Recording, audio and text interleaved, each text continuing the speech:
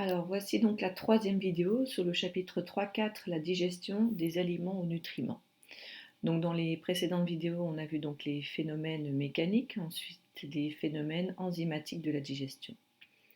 On va aborder donc dans cette troisième vidéo la partie 3 du chapitre sur les phénomènes chimiques de la digestion.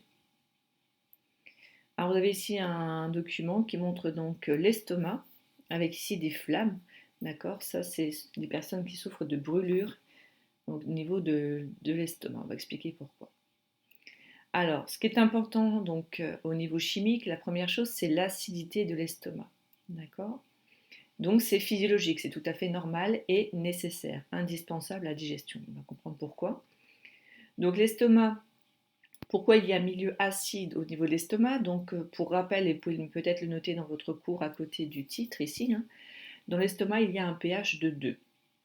Donc ce pH de 2 est dû au fait que l'estomac, il y a des cellules au niveau de l'estomac qui vont sécréter de l'acide chlorhydrique, donc HCl, qui est un acide fort. D'accord? Et donc cet HCl va donc acidifier l'intérieur de l'estomac. Alors pourquoi ce milieu acide au niveau de cet organe? D'accord? C'est très particulier, hein, c'est localisé à cet organe, puisqu'en fait on a vu qu'il y a des enzymes au niveau de l'estomac, et ces enzymes ont une activité optimale. Hein, vous vous souvenez, on a vu les températures et le pH optimal. Les enzymes au niveau de l'estomac ont des conditions optimales très acides. D'accord? Donc ça veut dire que ces enzymes au niveau de l'estomac sont actives à pH acide, à pH 2. Par contre, si votre estomac n'est plus à pH 2 mais à pH 6, ces enzymes-là ne vont plus fonctionner, ce qui veut dire que la digestion ne sera plus possible. Alors, pour revenir au document qui indique ici avec les brûlures gastriques, donc ce sont des personnes en fait, hein, l'estomac est recouvert de mucus. Donc il y a aussi au niveau de la paroi d'estomac des cellules qui vont produire du mucus. Et ce mucus a un rôle protecteur, d'accord, qui vont donc protéger, ce mucus va protéger votre paroi de votre estomac contre l'action des enzymes et contre le pH acide. Certaines personnes n'ont plus suffisamment de mucus, donc cette protection est inefficace ou que partielle, et donc il va y avoir donc des brûlures au niveau de la paroi de l'estomac. Ça, c'est la première action chimique. La seconde, c'est donc la bile. Alors, la bile. Donc, pour bien comprendre justement ce qu'on va voir sur la bile, il faut revoir le schéma que l'on a vu en activité et en début de chapitre au niveau de l'anatomie de l'appareil digestif. Il y a donc un endroit, c'est-à-dire le carrefour digestif, où plusieurs organes de l'appareil digestif et du tube digestif se rejoignent.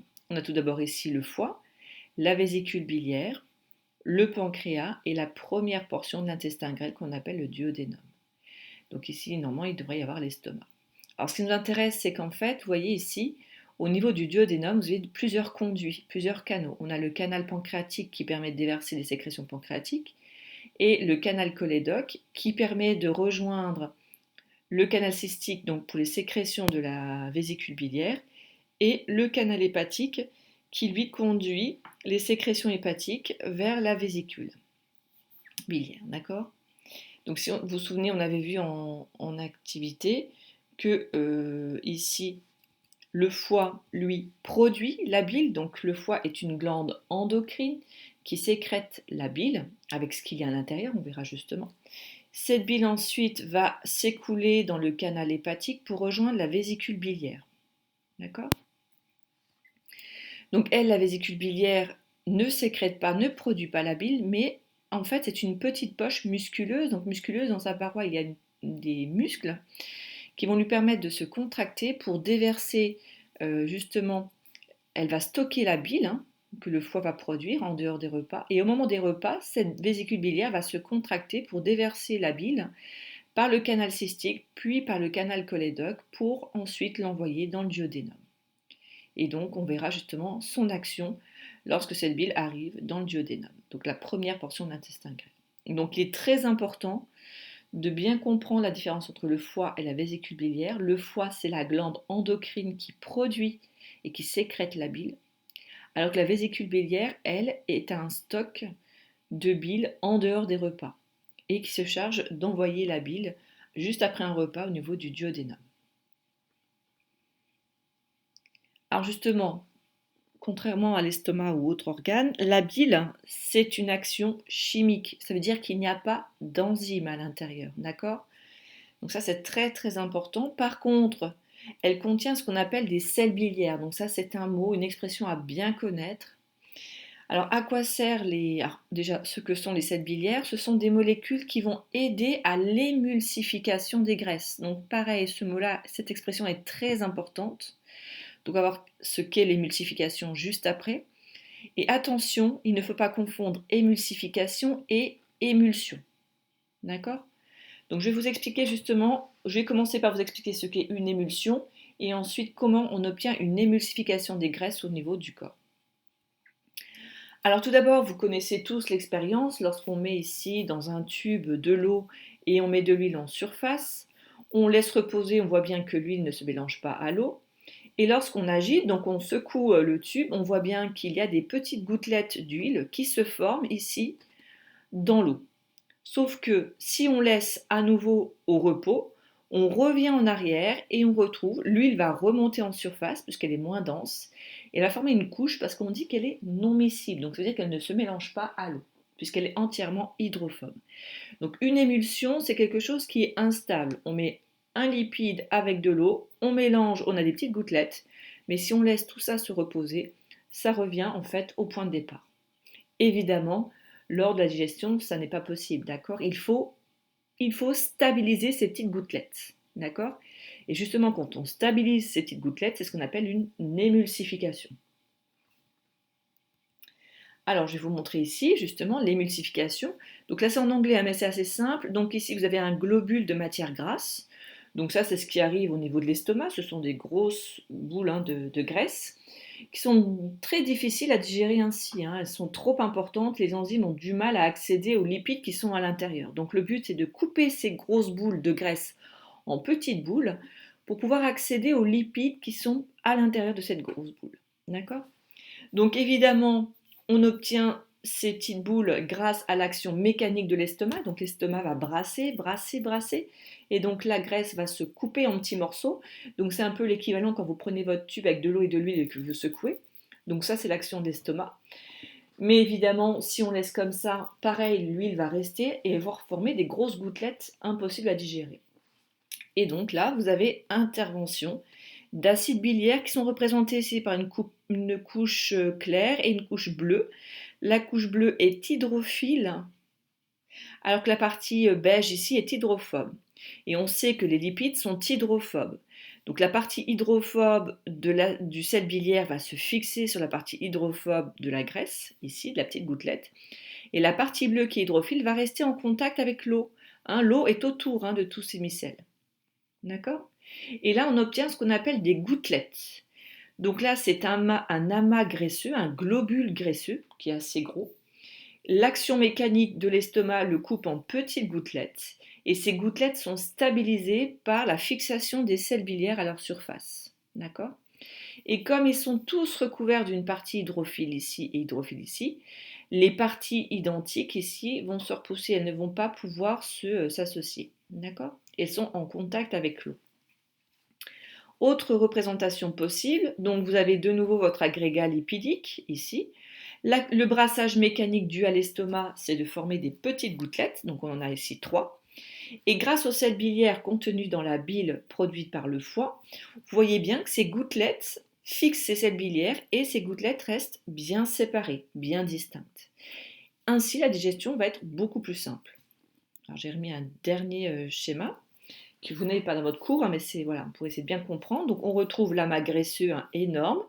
Ensuite, on retrouve la partie verte ici, hydrophobe, et les parties rouges, hydrophiles, donc polaires.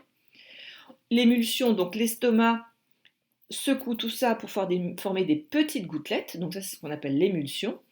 Et comme l'émulsion, les petites gouttelettes vont fixer des sels biliaires pour les maintenir bien séparés les unes des autres, c'est ce qu'on appelle une émulsification des graisses, d'accord?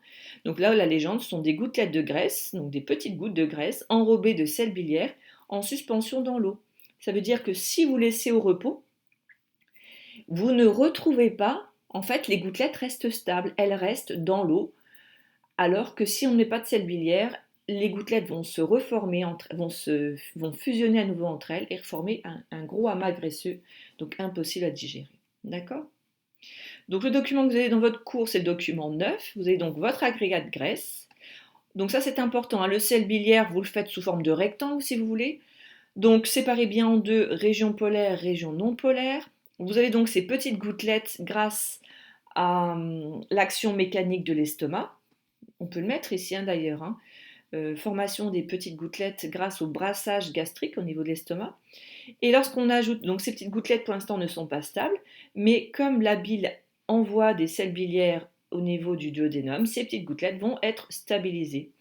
Donc là, dessinez bien, hein, si vous devez refaire des petites gouttes avec en surface les sels biliaires qui les empêchent. Donc là, vous voyez que cette flèche-là ne revient pas en arrière.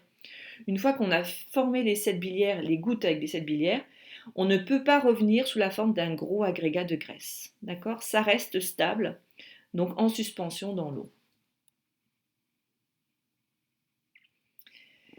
Alors, si on reprend la suite du cours, donc la bile, hein, contient des sels biliaires, et donc permettent l'émulsification. Donc pourquoi? Elle partage les grosses gouttes de lipides en gouttelettes, donc en plus petites, et les sels biliaires permettent aux micelles, donc aux petites gouttelettes, de rester dispersées, ce qui va permettre de stabiliser l'émulsion ou l'émulsification.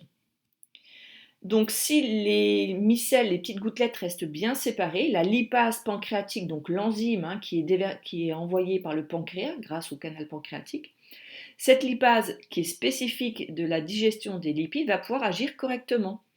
Elle va donc dégrader les lipides de façon ce sera beaucoup plus facile pour elle. D'accord? Puisque, je répète, dans les agrégats graisseux, à l'intérieur, les lipides sont difficilement accessibles. Par contre, si on sépare le gros agrégat en petites gouttes de graisse, on voit bien que là, les lipides sont beaucoup plus accessibles. Donc, si on reprend le schéma, alors, la phrase que vous devez apprendre pour le rôle des sels biliaires, on est bien d'accord que les sels biliaires ne digèrent pas les lipides, d'accord? Puisqu'ils ne contiennent pas d'enzymes. Les enzymes, c'est le pancréas qui les produit, d'accord? Les sels biliaires, eux, ont juste un rôle de faciliter la digestion des graisses. Donc ils vont stabiliser les petites gouttelettes pour faciliter ensuite la digestion des lipases pancréatiques. Donc pour cela, reprenez votre document 9, donc là on voit ici. Donc là, grâce aux sels biliaires, les gouttelettes sont bien stabilisées. Vous pouvez rajouter ici sur votre schéma que grâce à ça, donc en numéro 2, hein, si vous voulez, une fois que l'émulsification est bien terminée, les lipases pancréatiques, donc déversées par le pancréas, vont pouvoir attaquer ces petites gouttelettes de tous les côtés. D'accord? Alors que si on devait ajouter la lipase pancréatique sur ce gros agrégat de graisse, on aurait pu en dégrader, digérer que quelques-uns, ceux qui sont en surface. Alors que là, on peut vraiment même en rajouter tout autour. Elles peuvent vraiment agir sur tous les lipides, les dégrader, hein, tous au niveau de chaque gouttelette. Donc les sels biliaires stabilisent et ensuite favorisent évidemment l'action de la lipase pancréatique. Voilà, donc cette partie 3 sur les phénomènes chimiques de la digestion est terminée. Donc elle est assez courte, mais je voulais la séparer, hein, de la dernière partie. Vous puissiez bien vous concentrer sur chacune des parties. Voilà, donc si vous avez des questions sur cette partie chimique, n'hésitez pas à m'envoyer vos questions par mail ou me les poser donc en classe.